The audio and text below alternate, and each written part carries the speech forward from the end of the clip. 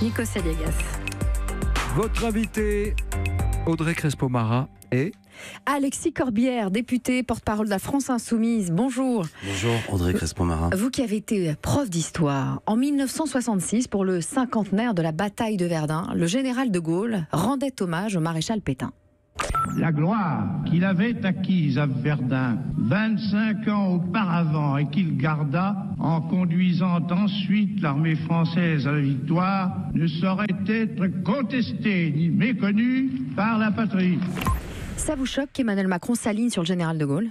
Vous ne donnez pas la totalité de la déclaration du général de Gaulle parce qu'il termine par la vieillesse est un naufrage et il explique justement que ce qu'a fait le maréchal Pétain par la suite était indigne. Mais il dit aussi ça, la gloire qu'il acquitte à Verdun ne saurait être contestée ni méconnue par la patrie. Donc est-ce que ça vous choque qu'Emmanuel Macron s'aligne sur le général de Gaulle ? Je sais pas s'il s'aligne sur le général de Gaulle. Moi je pense que l'erreur que fait hier Emmanuel Macron, c'est de dire qu'il est légitime que l'on rende hommage au maréchal Pétain et il se prend les pieds dans le tapis parce qu'il n'a pas bien compris, il ne maîtrise pas bien ce qui est en train d'avoir lieu. Il évoque, j'espère que ceux qui nous écoutent suivent, une cérémonie qui va avoir lieu aux Invalides samedi prochain, pour les maréchaux de la Première Guerre mondiale. Rend hommage aux maréchaux qui sont aux Invalides et le maréchal Pétain n'y est pas. Il est à l'île Dieu. Il n'y est pas parce que précisément en 1945, il est frappé d'une condamnation en raison de sa responsabilité. Indignité nationale. Il n'a plus de grade, il est dégradé si je puis dire.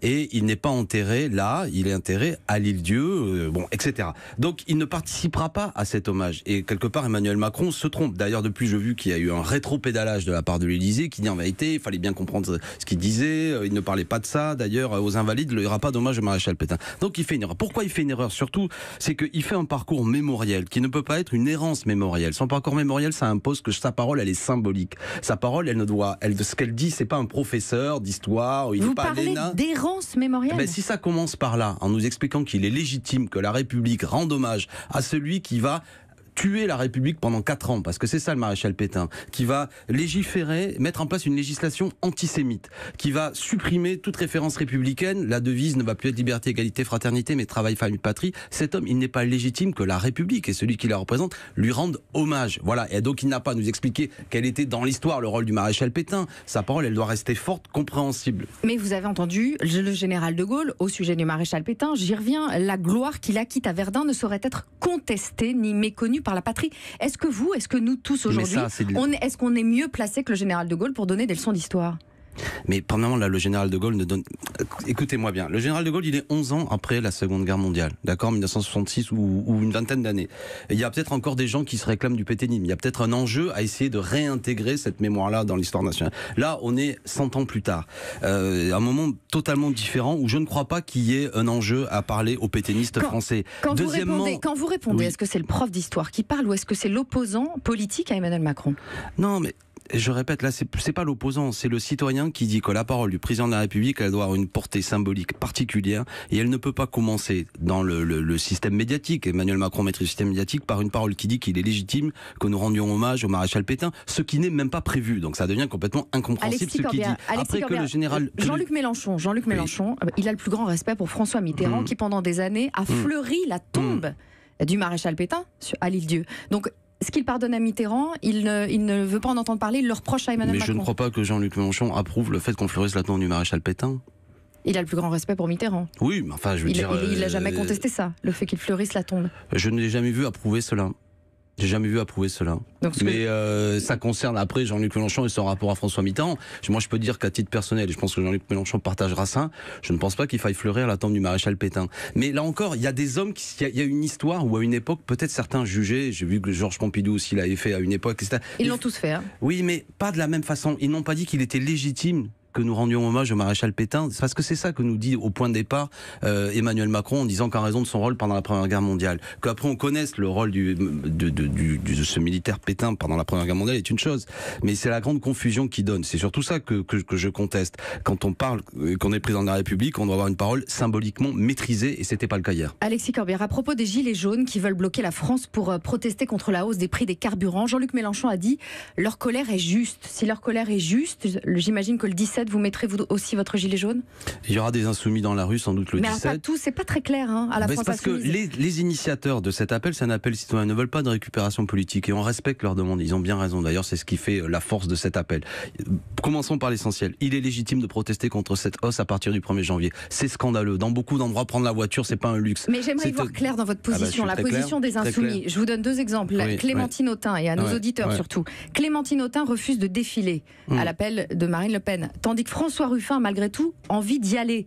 Jean-Luc Mélenchon, il n'est pas clair non plus. Il soutient le blocage, en même temps il refuse d'y participer. Les insoumis sont devenus les indécis.